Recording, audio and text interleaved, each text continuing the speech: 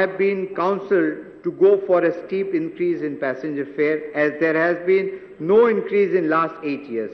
I propose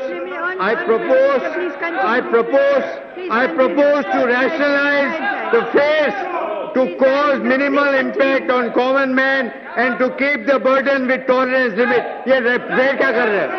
I am asking for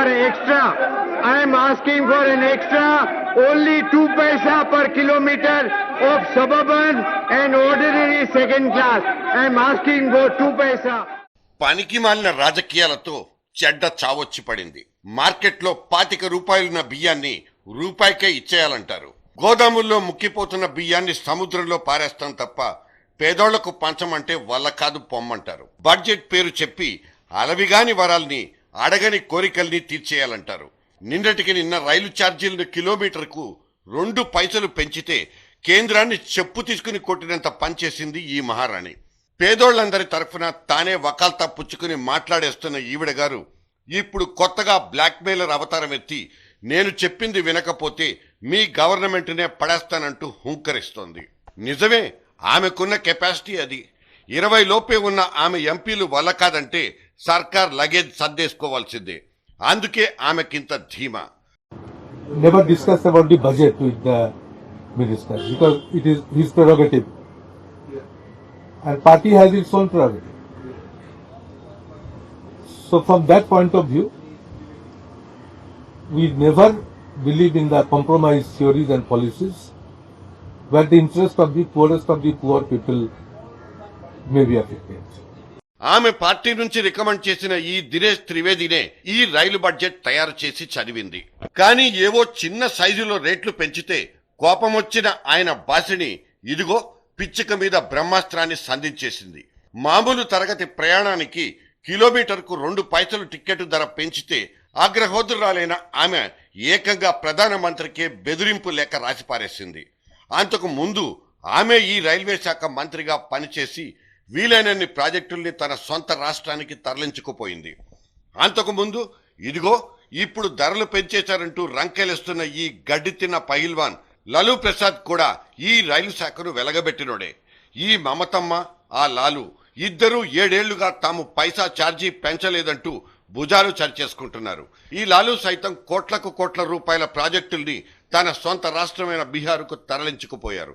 అడిగిన వాడికి అడగని వాడికి ఫ్రీ రైల్వే పాసులు ఇచ్చేసి అందిన కాడికి దోచిపెట్టిన గనుడే ఈయన కూడా. ఇవాళ దేశంలో రైలెక్కిన వాడికి సేఫ్టీ లేదు.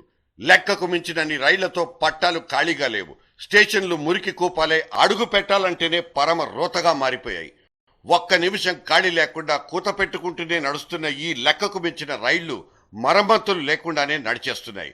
ఇన్నేసి కూతల్ని కూయించొద్దు, మెయింటెనెన్స్ కోసం కాస్త టైం ఇవ్వాలంటూ కాకోద్కర్ అనే నిపుణుడి కమిటీ సలహాల్ని బుట్ట దాఖలు చేశారు మమత లాంటోళ్లు.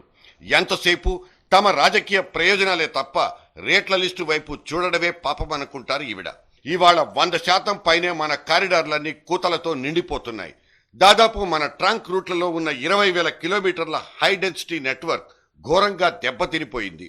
ఇక దేశంలో ఉన్న 3,000 రైలు బ్రిడ్జీలు వయస్సు మళ్లీ ఎప్పుడెప్పుడు కూలిపోతాయో తెలీదు.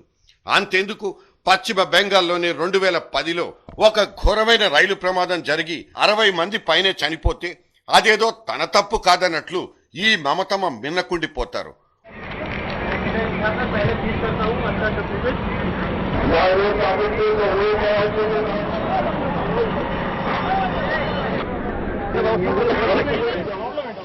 चौधरी बात कीजिए सर. हेलो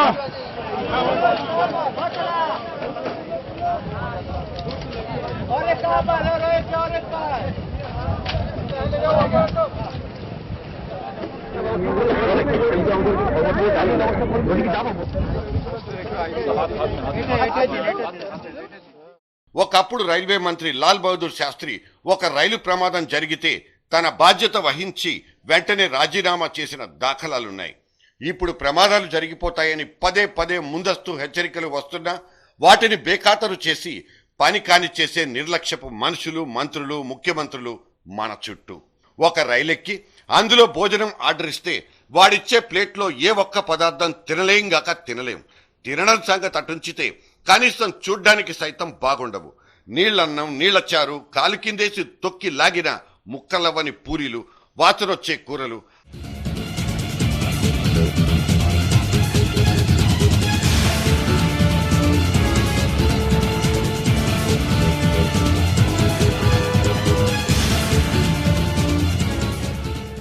అక్షరాల 3000 ఫిర్యాదులు నమోదైన ఈ రైలు మంత్రిత్వ శాఖకు దున్నపోతు మీద వర్షం పడినట్లే.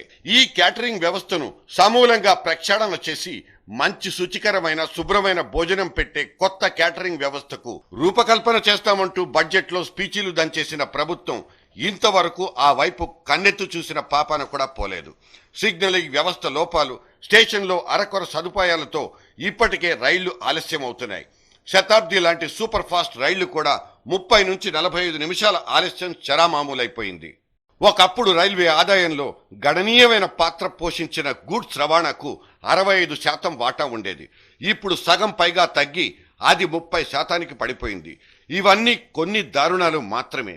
చాలినంత ఆదాయం సమకూర్చుకోవాలన్న ఇంగితం లేకుండా రైల్వే మంత్రులు రాజకీయంగా ఆలోచించడంతో పరిస్థితులు పూర్తిగా అదుపు తప్పాయి. లెవెల్ క్రాసింగుల దగ్గర కాపలా మనుషులుండరు. ఇంతటి దురవస్థ ఏ దేశంలోనూ ఉండదు. ప్రమాదాలు జరగకుండా ఎందుకుంటాయి? కంపార్ట్మెంటులోకి అడుగుపెట్టిన క్షణం నుంచే నరకాన్ని తలపింపచేసే వాతావరణాన్ని కొంచెమైనా మెరుగుపరచాలన్న కొత్త రైల్వే మంత్రి గారి మాటల్లో తప్పేముంది? ఆయన చేయబోయే మంచి పనులకు డబ్బు కావాలిగా. దాన్ని ఎలా సమకూర్చుకోవాలో, అందుకు ఆయన అనుసరించే పద్ధతుల్లో ఏదైనా తప్పుంటే ఖండించాలి తప్ప కిలోమీటర్కు 2 పైసలు 5 పైసలు పెంచితే ఏవో కొంపలంటుకుపోయినట్లు రంకెలేస్తున్న మమతది ఏ రకమైన రాజకీయం? అందుకే పాపులిస్ట్ రాజకీయాలకు గుడ్ బై కొట్టాల్సిన అవసరం వచ్చింది. తనది కాకపోతే ఎక్కడిదాకానైనా దేకేస్తాననే వీళ్ల మనస్తత్వాలే ఇవాళ మన జాతికి పట్టిన అసలైన చీడ. అడగని వరాలనిచ్చి ఆర్థిక వ్యవస్థ మొత్తాన్ని కుదేల్చేసి పారేసే అరాచక వ్యక్తులు వీళ్లు. రైలు రాకడా, ప్రాణం పోకడా.